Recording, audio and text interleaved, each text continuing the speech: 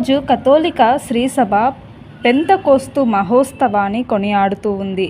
ఇది పాస్కా కాలపు చివరి ఆదివారం. ఈ ఆదివారం నాడు మనము ఇంకొక గొప్ప విషయాన్ని కూడా ధ్యానం చేస్తూ ఉన్నాము. అది శ్రీసభ ఆవిర్భవించినటువంటి దినాన్ని ఈరోజు మనం జ్ఞాపకం చేసుకుంటూ ఉన్నాము.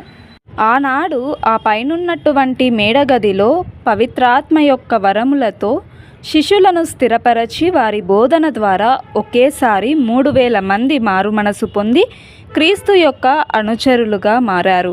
ఇదే ఆది క్రైస్తవ సంఘం యొక్క ఆవిర్భావం. ఇది శ్రీసభ యొక్క మొదటి మూలాలు, పునాదులు ఇక్కడ నుండే మొదలయ్యింది. అందుకే అది మొదటి క్రైస్తవ సంఘం ఆరంభించినటువంటి రోజు ఈ పెంతెకోస్తు పండుగ. అందుకే శ్రీసభ యొక్క పుట్టినరోజు పండుగ అని అంటూ ఉంటాము.